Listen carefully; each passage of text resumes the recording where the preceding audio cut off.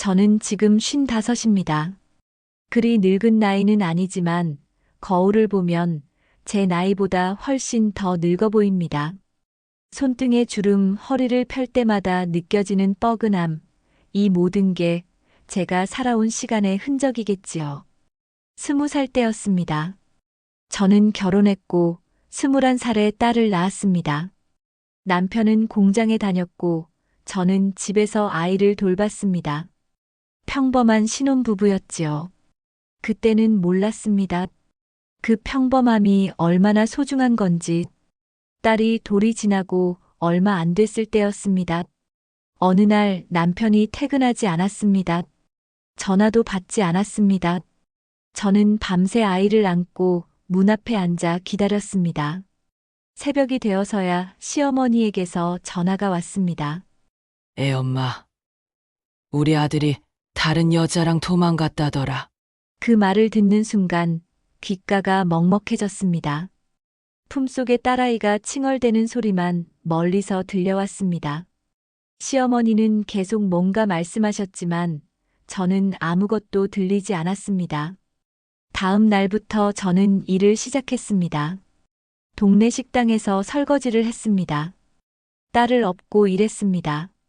주인 아주머니가 딱하게 보셔서 일을 시켜주셨습니다. 월급은 많지 않았지만 그래도 우리 모녀가 먹고 살 수는 있었습니다. 딸은 무럭무럭 자랐습니다. 어린이집, 초등학교, 중학교를 거쳐 고등학교에 들어갔습니다. 저는 그 사이 식당 일을 그만두고 청소 일을 시작했습니다. 시급이 조금 더 높았거든요. 새벽 5시에 일어나 빌딩을 청소하고 오후에는 가정집 청소를 다녔습니다. 손이 거칠어졌습니다. 무릎이 아파왔습니다. 하지만 견딜만 했습니다. 딸이 엄마 오늘 시험 잘 봤어라고 말할 때, 딸이 상장을 받아올 때, 그럴 때마다 저는 힘이 났습니다. 고등학교 3학년 겨울이었습니다. 딸이 대학 합격증을 들고 왔습니다. 서울에 있는 괜찮은 대학이었습니다. 저는 그날 처음으로 딸 앞에서 울었습니다. 기쁜 눈물이었습니다. 엄마 학비는 제가 장학금이랑 알바로 해결할게요. 딸이 그렇게 말했지만 저는 고개를 저었습니다. 등록금은 제가 냈습니다. 첫 학기 월세 보증금도 제가 보태줬습니다. 제 적금을 깨서 보냈습니다. 그게 엄마의 역할이라고 생각했습니다. 대학에 들어간 후로 딸은 바빴습니다. 학교 생활, 동아리 활동, 아르바이트까지 하느라 통화도 뜸했습니다. 한 달에 한 번 정도 집에 내려왔습니다. 그것만으로도 저는 충분했습니다. 그러다 작년 여름이었습니다. 딸이 전화로 말했습니다. 엄마, 나 남자친구 생겼어? 목소리가 들떠 있었습니다. 저는 축하한다고 말했습니다. 어떤 사람이냐고 물었습니다. 딸은 회사 다니는 괜찮은 사람이라고만 했습니다. 사진을 보내주겠다고 했지만 그 후로 연락이 뜸해졌습니다. 처음에는 대수롭지 않게 생각했습니다. 연애하느라 바쁜가 보다 그렇게 생각했습니다. 하지만 2달, 3달이 지나도 딸은 집에 내려오지 않았습니다. 전화도 잘 받지 않았습니다. 불안한 마음이 들기 시작했습니다. 혹시 무슨 일이 있는 건 아닐까? 제가 뭔가 잘못한 걸까? 그런 생각들이 밤마다 저를 괴롭혔습니다. 그러던 어느 날이었습니다. 딸에게서 문자가 왔습니다. 엄마, 나 다음 달에 결혼해. 자세한 건 나중에 얘기할게. 그게 전부였습니다. 결혼한다는 문자를 받고 저는 곧바로 딸에게 전화했습니다. 3번을 걸었지만 받지 않았습니다. 4번째에야 딸이 전화를 받았습니다. 엄마 바빠? 나중에 전화할게. 딸의 목소리는 차가웠습니다. 제가 뭔가 말하려고 하는데 딸은 전화를 끊어버렸습니다. 저는 핸드폰을 들고 한참을 멍하니 앉아 있었습니다. 다음 날 저는 딸에게 긴 문자를 보냈습니다. 축하한다고, 엄마가 도와줄 게 있으면 말하라고, 언제 만날 수 있겠냐고 물었습니다. 딸은 몇 시간 후에 답장을 보냈습니다. 엄마, 신랑 쪽에서 다 준비한대. 엄마는 신경 쓰지 마. 그게 전부였습니다. 신랑은 어떤 사람인지, 결혼식은 언제 어디서 하는 건지 아무것도 알려주지 않았습니다. 저는 이해하려고 노력했습니다. 요즘 젊은 사람들은 결혼을 간소하게 한다고 들었습니다. 부모 세대처럼 거창하게 하지 않는다고 했습니다. 그래, 딸이 원하는 대로 하라고 생각했습니다. 일주일이 지났습니다. 저는 다시 딸에게 연락했습니다. 이번엔 문자가 아니라 카카오톡으로 보냈습니다. 딸아, 엄마가 패백 음식이라도 준비할게. 뭐가 필요한지 말해줘. 한참 만에 답장이 왔습니다. 필요 없어요? 신랑 쪽에서 다 할 거예요? 그래도 엄마가 엄마 진짜 신경 쓰지 마세요. 괜히 부담 주고 싶지 않아요? 부담이라는 단어가 가슴에 꽂혔습니다. 딸을 키운 게 부담이었을까요? 대학 등록금을 낸 게 부담이었을까요? 저는 그저 엄마로서 당연한 일을 했을 뿐인데, 저는 동네 슈퍼 앞 벤치에 앉아서 한참을 울었습니다. 지나가던 동네 아주머니가 물었습니다. 어머, 무슨 일이세요? 저는 아무렇지 않은 척 했습니다. 그냥 눈에 뭐가 들어갔다고 얼버무렸습니다. 2주일이 지났습니다. 딸에게서 또 문자가 왔습니다. 엄마, 우리 결혼식 소박하게 할 거야? 하객도 많이 안 부를 거고. 엄마는 당연히 가야지. 날짜 좀 알려줘. 엄마? 응.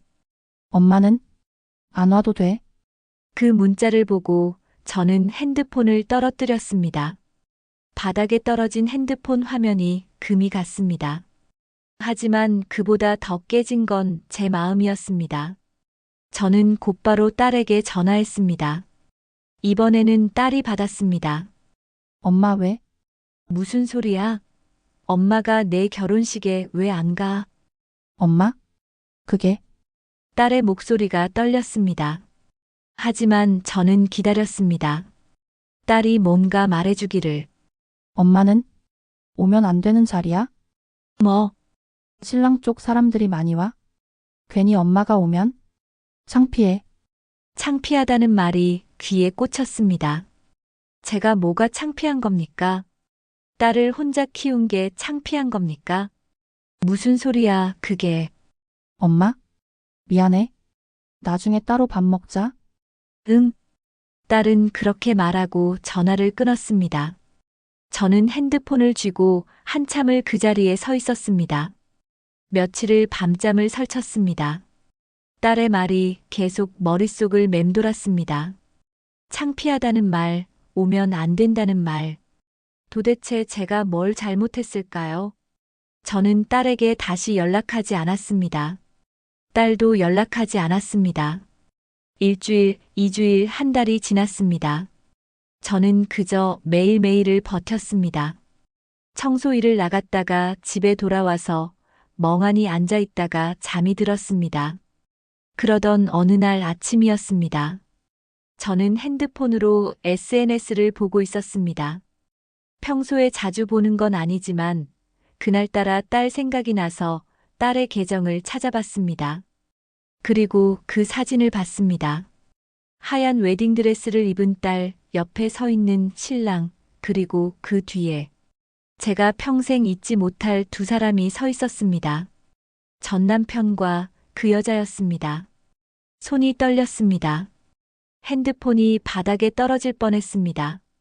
저는 화면을 확대해서 다시 봤습니다. 착각이기를 바랐습니다. 하지만 틀림없었습니다. 사진은 여러 장이었습니다. 첫 번째 사진은 신랑 신부가 케이크를 자르는 장면이었습니다. 두 번째 사진은 양가 부모님이 함께 찍은 단체 사진이었습니다. 거기에 전 남편이 있었습니다. 그 옆에 그 여자가 있었습니다. 마치 딸의 친부모인 것처럼. 세 번째 사진은 딸이 부케를 던지는 장면이었습니다. 네 번째 사진은 피로연 장면이었습니다. 다섯 번째, 여섯 번째, 20장이 넘는 사진이 올라와 있었습니다. 하지만 그 어디에도 저는 없었습니다. 댓글들을 봤습니다. 축하한다는 말들이 주르르 달려 있었습니다. 누군가는 양가 부모님 모두 너무 멋지시다라고 썼습니다. 누군가는 신부님 아버님이 정말 자상해 보이신다라고 썼습니다. 저는 핸드폰을 내려놓고 화장실로 갔습니다. 변기에 앉아서 울었습니다. 소리내서 울었습니다. 얼마나 울었는지 모릅니다. 눈물이 마를 때까지 울었습니다. 정신을 차리고 다시 사진을 봤습니다. 딸의 표정은 밝았습니다. 행복해 보였습니다. 전 남편도 웃고 있었습니다. 그 여자도 웃고 있었습니다.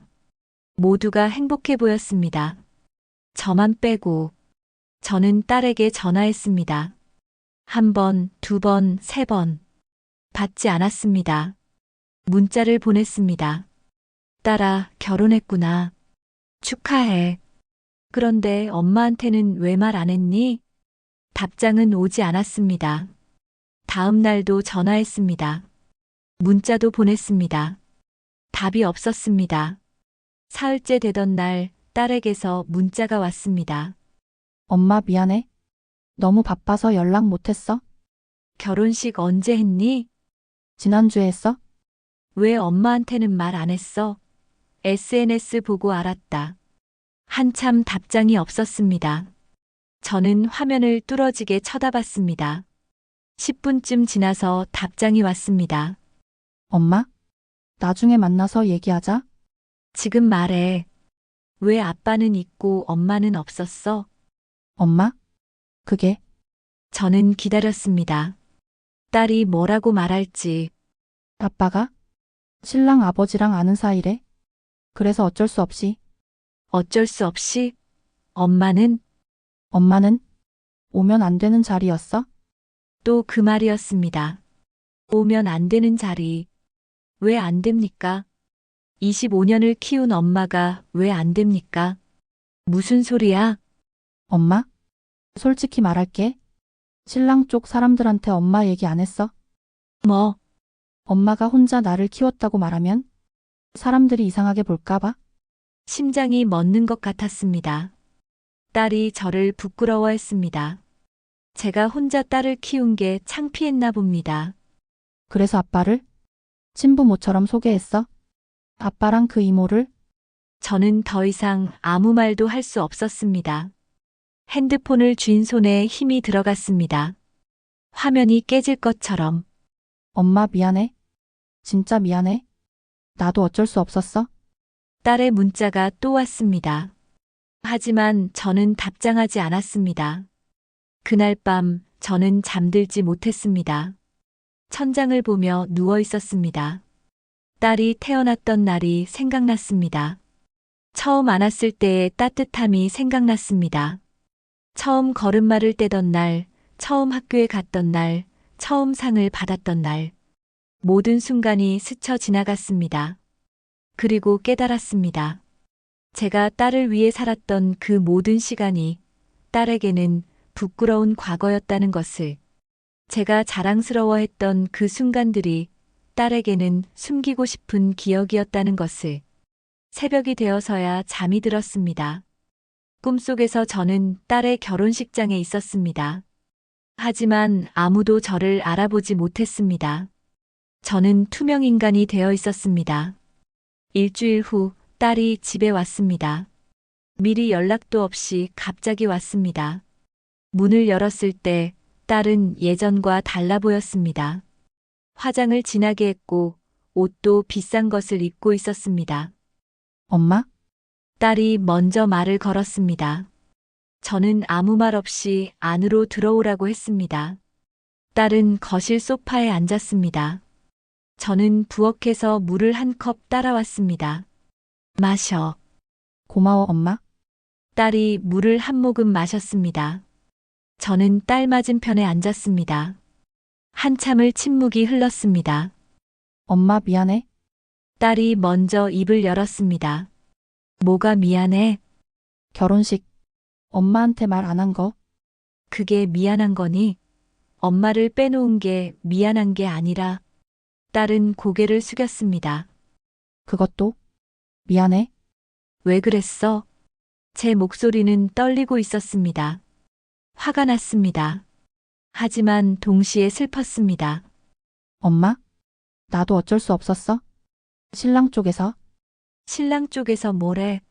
이혼녀 딸은 받아줄 수 없다고, 혼자 키운 딸은 문제가 있다고, 그런 건 아니지만 딸이 말을 흐렸습니다. 시댁이 좀 보수적이야. 엄마가 혼자 나를 키웠다는 걸 알면 안 좋게 볼 것 같았어. 그래서 아빠를 불렀어? 25년 동안 한 번도 안 본 사람을. 아빠가 신랑 아버지랑 아는 사이였어. 같은 회사 다녔대. 그게 뭐가 중요해? 너를 키운 건 엄마인데. 딸이 잠시 말이 없었습니다. 그리고 작은 목소리로 말했습니다. 엄마? 솔직히 말할게. 엄마가 결혼식에 오면 사람들이 뭐라고 생각할까봐 걱정됐어. 뭐라고 생각하는데? 엄마 손 너무 거칠잖아? 청소 일하느라. 그리고 옷도 그 말을 듣는 순간 저는 제 손을 봤습니다. 딸의 말이 맞았습니다. 제 손은 거칠었습니다. 세제에 쩔고 물걸레질 하느라 갈라진 손이었습니다. 제 옷도 낡았습니다. 명절이나 결혼식에 입을 만한 옷이 없었습니다. 그래서 엄마를 창피했구나. 엄마? 그런 뜻이 아니라 아니야, 내 말이 맞아. 엄마는 창피한 사람이지. 청소부 엄마니까. 엄마? 딸이 소리쳤습니다. 그런 식으로 말하지 마. 나도 힘들어. 너만 힘들어. 엄마는? 저도 모르게 목소리가 커졌습니다. 엄마는 25년을 어떻게 살았는데, 너 하나 보고 살았는데, 엄마가 나한테 그거 바랐어? 딸의 말에 저는 말문이 막혔습니다. 엄마가 날 키워준 거 고마워. 정말 고마워. 근데 그게 내가 평생 엄마 눈치 보면서 살아야 하는 이유가 돼? 눈치, 응. 엄마는 항상 내가 뭘 해도 엄마가 이렇게 고생해서 키웠는데라는 말을 했잖아. 나는 그게 너무 부담스러웠어. 저는 아무 말도 할 수 없었습니다. 제가 그런 말을 했나요? 기억이 잘 나지 않았습니다. 하지만 딸이 그렇게 느꼈다면, 미안해. 제가 말했습니다. 엄마가 그렇게 느끼게 했으면 미안해. 하지만, 하지만 그래도 엄마는 내 결혼식에 있어야 했어. 그건 엄마의 권리야. 딸은 한숨을 쉬었습니다. 엄마 나 이제 결혼했어. 새로운 가족이 생겼어. 이제는 엄마한테만 의지할 수 없어. 그래, 알아.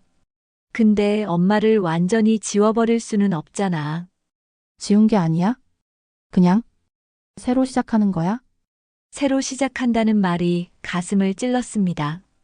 새로 시작하면 엄마는 어디에 있습니까? 과거 속에 묻혀야 합니까? 딸은 일어섰습니다. 엄마 나 가봐야 해. 신랑이 기다려. 벌써? 응. 다음에 또 올게. 딸은 가방을 들었습니다. 문 앞에서 돌아서며 말했습니다. 엄마 그래도 사랑해. 저는 대답하지 못했습니다. 딸이 문을 닫고 나가는 소리만 들렸습니다. 혼자 남은 거실에서 저는 한참을 앉아 있었습니다. 딸이 간 후로 저는 며칠을 멍하니 지냈습니다. 청소 일을 나가지 못했습니다. 관리소에서 전화가 왔지만 받지 않았습니다. 밥도 제대로 먹지 못했습니다. 그저 소파에 앉아서 천장을 바라봤습니다. 일주일쯤 지났을 때였습니다. 동네 슈퍼 주인 아주머니가 집에 찾아왔습니다. 문을 두드리는 소리에 정신을 차렸습니다. 언니 괜찮아요? 요즘 안 보이길래. 아주머니는 우유 한 팩과 빵을 들고 왔습니다. 저는 괜찮다고 말했습니다. 하지만 아주머니는 알았나 봅니다. 무슨 일 있어요? 얼굴이 왜 그래요? 저는 아무 말하지 않으려 했습니다. 하지만 아주머니의 따뜻한 눈빛을 보자 눈물이 났습니다. 참았던 눈물이 터져 나왔습니다. 딸이 결혼했어요. 어머, 축하할 일이네. 근데 왜 울어요? 저는 초대받지 못했어요. 제 딸 결혼식에 아주머니는 한참을 말이 없었습니다. 그리고 제 손을 꽉 잡았습니다. 언니, 많이 힘들었겠네요. 그날 저는 아주머니에게 모든 이야기를 했습니다. 전 남편 이야기, 혼자 딸을 키운 이야기, 결혼식에서 배제당한 이야기. 말하면서 또 울었습니다. 아주머니는 제 이야기를 끝까지 들어줬습니다. 그리고 말했습니다. 언니는 아무 잘못 없어요. 정말로. 저는 뭘 잘못한 걸까요? 아무것도 잘못 안 했어요. 딸을 키운 것밖에 없잖아요. 그럼 왜 딸은 저를 말을 잇지 못했습니다. 요즘 젊은 사람들은 달라요. 우리 때랑은. 그 애도 나중에 알게 될 거예요. 엄마가 얼마나 소중한지. 아주머니의 말이 위로가 됐습니다. 하지만 동시에 공허했습니다. 나중이 언제입니까? 그때까지 저는 어떻게 살아야 합니까? 다음 날부터 저는 다시 일을 나갔습니다. 청소 일을 했습니다. 손에 걸레를 쥐고 무릎을 꿇고 바닥을 닦았습니다. 제 손을 봤습니다. 딸이 창피했던 이 손을. 거칠고 갈라지고 못생긴 손을. 하지만 이 손이 딸을 키웠습니다. 이 손이 밥을 해주고 옷을 빨아주고 등을 쓰다듬어 줬습니다. 이 손이 등록금을 벌었고 월세를 냈습니다. 이 손이 딸의 모든 것을 만들어줬습니다. 그날 저는 처음으로 생각했습니다. 제가 부끄러워할 이유가 없다고. 제가 잘못한 게 없다고. 저녁에 집에 돌아와서 거울을 봤습니다. 거울 속에 제 얼굴은 늙어 있었습니다. 주름이 많았고 피부도 거칠었습니다. 하지만 그 얼굴에는 25년의 시간이 새겨져 있었습니다. 저는 핸드폰을 꺼냈습니다. 딸에게 문자를 보냈습니다. 딸아, 엄마야. 결혼 축하해. 행복하게 잘 살아라. 엄마는 항상 너를 응원할게. 답장은 오지 않았습니다. 하지만 괜찮았습니다. 저는 제가 해야 할 말을 했습니다. 며칠 후 딸에게서 전화가 왔습니다. 저는 받았습니다. 엄마? 흥, 문자 봤어? 고마워. 엄마 나? 미안해. 진심으로. 알아. 엄마를 부끄러워한 건 아니야? 그냥 나도 잘 모르겠어. 왜 그랬는지. 저는 딸의 말을 들으며 생각했습니다. 딸도 혼란스러웠나 봅니다. 새로운 삶을 시작하면서 과거를 어떻게 정리해야 할지 몰랐나 봅니다. 엄마는 너를 이해하려고 노력할게. 시간이 필요하겠지만, 엄마? 하지만 딸아, 엄마도 상처받았어. 그건 알아줬으면 좋겠어. 응? 알아? 정말 미안해. 다음에 시간 되면 밥 먹자. 엄마가 내가 좋아하는 거 해줄게. 그래, 엄마? 전화를 끊고 저는 창밖을 봤습니다. 해가 지고 있었습니다. 붉은 노을이 하늘을 물들이고 있었습니다. 저는 깨달았습니다. 관계는 한순간에 회복되지 않는다는 것을, 상처는 시간이 지나야 아문다는 것을, 하지만 그래도 계속 살아가야 한다는 것을. 며칠 후 저는 은행에 갔습니다. 새 적금을 들었습니다. 딸을 위한 게 아니라 저를 위한 적금이었습니다. 나중에 제가 아프거나 힘들 때를 위해서 슈퍼에 들렀습니다. 아주머니가 반갑게 맞아줬습니다. 언니, 요즘 좀 어때요? 괜찮아요. 조금씩 나아지고 있어요. 다행이네요. 힘내요, 언니. 집에 돌아와서 저녁을 먹었습니다. 혼자 먹는 밥이었지만 예전보다는 맛있었습니다. 천천히 먹었습니다. 밤에 침대에 누워서 생각했습니다. 제 인생에서 딸이 차지하는 비중이 너무 컸나 하고, 딸을 위해 살았던 25년이 잘못된 건 아니었지만, 이제는 저를 위해서도 살아야겠다고 생각했습니다. 다음 날 아침 저는 동네 복지관에 갔습니다. 노인 일자리 프로그램에 대해 물어봤습니다. 청소 일만 계속할 수는 없으니까요. 상담사 선생님이 친절하게 설명해 줬습니다. 어르신 요양보호사 자격증 따시는 건 어때요? 나이도 괜찮으시고 일자리도 많아요. 저는 고민했습니다. 다시 공부한다는 게 쉽지 않을 것 같았습니다. 하지만 해볼 만했습니다. 신청하고 싶어요. 좋아요. 다음 달부터 수업 시작해요.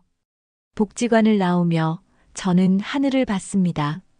구름 한 점 없는 맑은 하늘이었습니다. 일주일 후 딸에게서 연락이 왔습니다. 같이 밥 먹자고 했습니다. 저는 좋다고 했습니다. 식당에서 딸을 만났습니다. 딸은 예전보다 더 밝아 보였습니다.